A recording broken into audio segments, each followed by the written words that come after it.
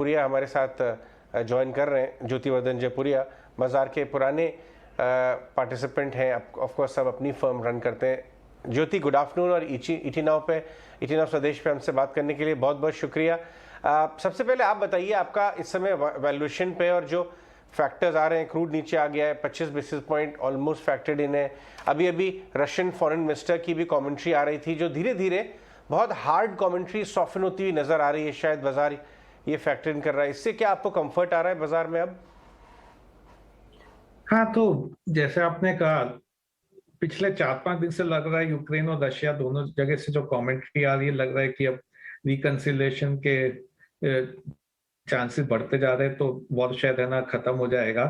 अभी भी जब तक एक्चुअल खत्म नहीं हुआ तब तक है, पर एक जो सबसे बड़ा डिमांड था रशिया का कि है ना यूक्रेन नेटो को नहीं ज्वाइन करे, वो है ना यूक्रेन के तरफ से 2-3 बार बयान आ चुका है कि वो नेटो की तरफ नेटो को ज्वाइन नहीं करेंगे, और यही है ना सबसे बड़ा एक रशिया का मांग था। तो वो होने के बाद यदि लगता है बाजार है ना शायद फैक्टर इन करना चालू कर दिया कि वॉर कब खत्म हो जाएगा। वॉर के बाद अब देखना है, क्योंकि सैंक्शन जो रशिया पे लगे हैं वो सैंक्शन हटेंगे कि नहीं हटेंगे, कितने जल्दी हटेंगे, क्योंकि बाजार के लिए क्या जरूरी है कि जो डिसलोकेशन हो गया सप्लाई चेन में, जिसके कारण सब कमोडिटी प्राइसेस ऊपर चले गए हैं, वो नीचे आना चालू होता है कि नहीं। ऑयल में तो काफी घटावट देख ली है अपने, पर जैसे बाकी चीज में अभी तक बढ़त है, चाहे व्हीट हो चाहे स्टील प्राइसेस हो, वो सब अभी तक काफी ऊपर है। तो इन्फ्लेशन एक बहुत बड़ा, इस अगले 6 महीने में इन्फ्लेशन और उसके कारण इंटरेस्ट रेट इंक्रीज बाजार के लिए बहुत बड़ा चीज होने वाला है। अपने गेस्ट के पास चलते हैं। हमारे साथ ज्योतिवर्धन है। Mister Jyoti, welcome to ET now Swadesh. Priyanka here. क्योंकि हम जिस तरह से अब देख भी रहे हैं कि अब यहाँ से अगर political situation, geopolitical situation ease out होती है, और जिस तरह का चाइनीज मार्केट में एक सेल ऑफ देखने को मिला है, वहां पर हम देख रहे हैं टेक स्टॉक्स पे अच्छी खासी एक डेंट पड़ा था, लेकिन अब वहाँ एक रिबाउंड देखने को मिल रहा है। आप मान रहे हैं कि कहीं ना कहीं एक ग्लोबल रीबैलेंसिंग हो रही है, और इस वजह से भी अगर इंडिया में आउटफ्लोज हो रहे हैं तो इमर्जिंग मार्केट से भी पैसा निकल रहा है। तो ये ग्लोबल रीबैलेंसिंग जो हो रही है, इसको आप किस तरह से देखते हैं, और क्या ये फेवरेबल होगी इंडिया के लिए आने वाले समय में? हाँ प्रियंका, तो इसमें 2-3 चीज है। तो एक तो ना, जब भी इंटरेस्ट रेट बढ़ता है तो इमर्जिंग मार्केट से पैसा बाहर निकल जाता है, लोग वापस है ना यूएस की तरफ चले जाते हैं। तो इंडिया से भी अपने देखे पैसा बाहर निकला है, और है ना सब इमर्जिंग मार्केट से पैसा बाहर निकला है। दूसरा है कि लोग चाइना पे काफी ओवरवेट थे, और चाइना में काफी सबको माल लगा है। ये अपने देखे हैंगसेंग इंडेक्स भी वो एक तरह से प्री कोविड लो पे आ गया था कल तक। तो एक तरह से जो इमर्जिंग मार्केट इन्वेस्टर्स है, और चाइना सबसे ज्यादा वेट है इमर्जिंग मार्केट में, वहां पे लोग का पैसा नहीं बना है। लोग इसके लिए इंडिया पे काफी ओवरवेट हुए हैं। तो यदि चाइना वापस ऊपर जाने लगेगा तो एक तरह से पॉजिटिव है कि भाई इमर्जिंग मार्केट फंड्स ऊपर जाएंगे, तो थोड़ा इमर्जिंग मार्केट का जो आउटफ्लो है वो रुक जाएगा।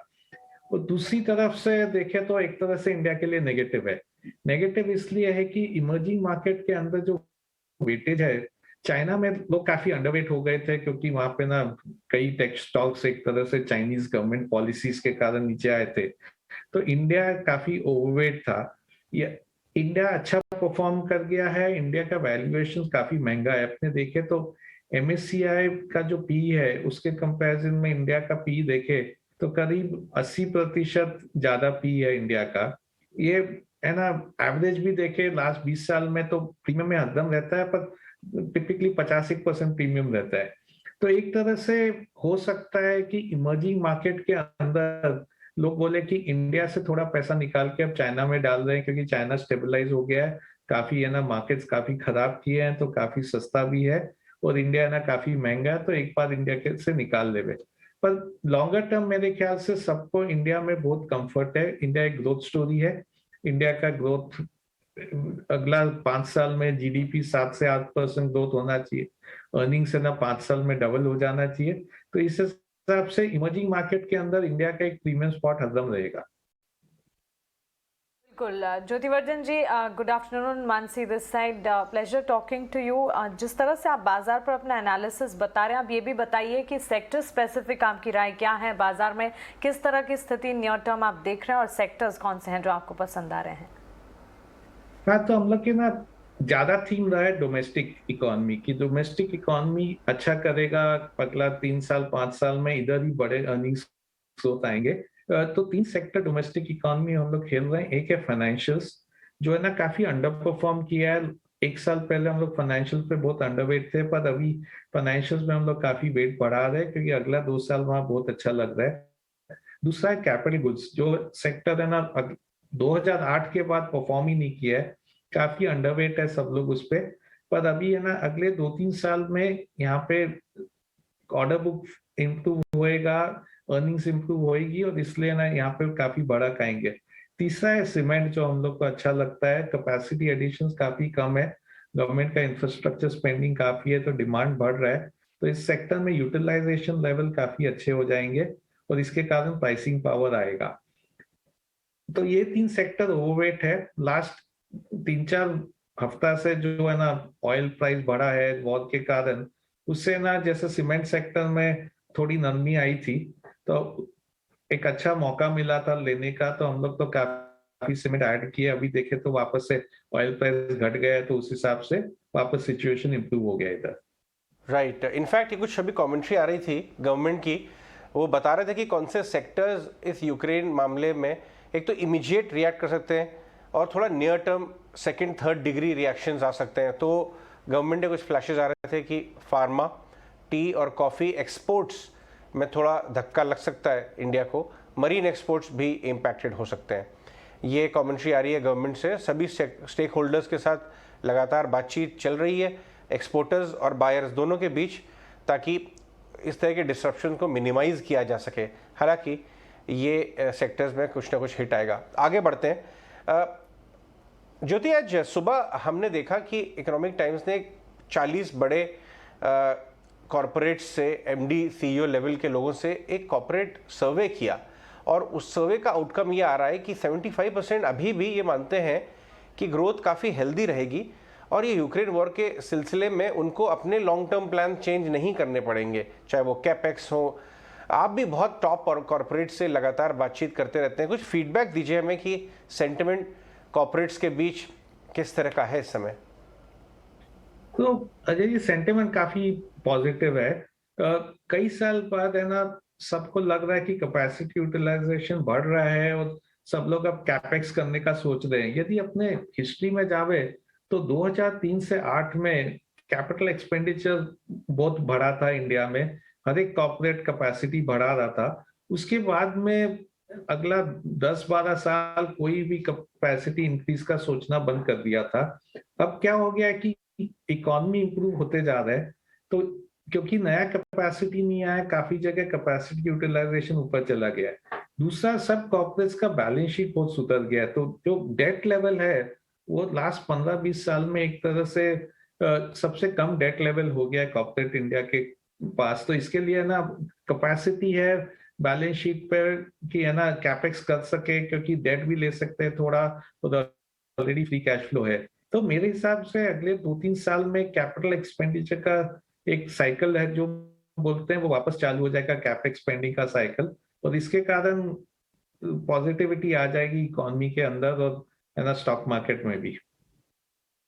ऑलराइट, साथ ही मिस्टर ज्योति, क्योंकि जिस तरह से हम देख रहे हैं कि अब चाइना का एक अटेम्प्ट हो रहा है कि वो अपनी मार्केट्स को स्टेबल रखे, फॉरेन लिस्टिंग्स को सपोर्ट करे, आपको लगता है कि यहाँ पर इस सारे मूव से कहीं ना कहीं हमारे यहाँ न्यू एज स्टॉक्स हो, फिनटेक स्टॉक्स हो, वहां पर एक बाउंस बैक या फिर वहां पर एक रिवाइवल दिख सकता है?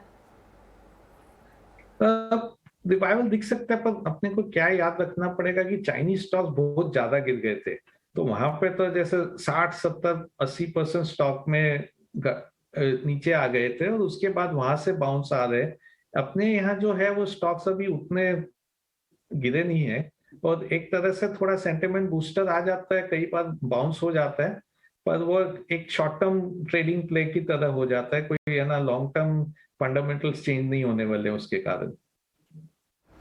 बिल्कुल ज्योतिवर्धन जी, जिस तरह से हम देख रहे हैं सेक्टर स्पेसिफिक मूव्स, वैसे तमाम सेक्टर्स तमाम पॉकेट्स में अच्छा एक्शन है, लेकिन पिछले कुछ सेशन से हमने देखा है ऑटोमोबाइल स्पेस में एक रफ्तार बढ़ती हुई, और कल जब ऑटो पीएलआई को लेकर खबर आती हुई दिखी उसके बाद एक नई तेज़ी थी जो कि ऑटोमोबाइल स्पेस में देखने को मिली। आज भी वो तेज़ी कायम है, पर्टिकुलरली ऑटोमोबाइल स्पेस और पर अपना नज़रिया बताएं, और साथ ही ऐसे कोई सेक्टर्स जिससे दूर रहने की अगर आप राय दे रहे हैं वो भी हमें बताएं। तो ऑटो सेक्टर हम लोग काफी क्लोजली वॉच कर रहे हैं। अभी हम लोग के पास ज्यादा एक्सपोजर नहीं है, पर इसमें सबसे ज्यादा चीज है जो सेमीकंडक्टर का शॉर्टेज था, उसी पे नजर रखे हैं। हम लोग का अनुमान है कि अगला 6 महीना में सेमीकंडक्टर शॉर्टेज ईज हो जाएगा, ये कम हो जाएगा। तो उसके कारण फिर है ना, जो प्रोडक्शन लेवल आज के दिन काफी अफेक्टेड है, वो नॉर्मलाइज होने के कारण ऑटोज में है ना डिमांड बढ़ जाएगा, सेल्स बढ़ जाएगा, उसके कारण अर्निंग बढ़ जाएगा। तो ये एक सेक्टर है जो हम लोग के नजर में है, पर अभी ओवरवेट नहीं हुए हैं। हम लोग थोड़ा थोड़ा लोअर लेवल पे खरीद रहे हैं, पर अगले 3 महीने में काफी लेंगे। एक सेक्टर जो हम लोग काफी अंडरवेट है वो है कंज्यूमर स्टेपल्स, और इसका कारण दो है बेसिकली। एक तो ये 2008 से सेक्टर बहुत अच्छा किया है, क्योंकि है ना सब लोग को अर्निंग्स स्टेबिलिटी चाहिए था, अर्निंग्स कहीं नहीं आ रहा था। अब है ना कई सेक्टर में अर्निंग्स आ रहे हैं, तो इसके अर्निंग्स है ना इतने कोई अजीब नहीं दिखेंगे, क्योंकि सेक्टर अर्निंग्स सब जगह मिल रहे हैं। दूसरा वैल्यूएशन इसमें काफी बढ़ गया है। तो यदि अपने देखे तो जो है ना वैल्यूएशन इसके थे 2008 में, उसके अनुमान अभी तो है ना वैल्यूएशन एक तरह से 70-80% उससे ज्यादा वैल्यूएशन है। तो वैल्यूएशन ग्राउंड पे मेनली हम लोग ये सेक्टर पे काफी अंडरवेट है।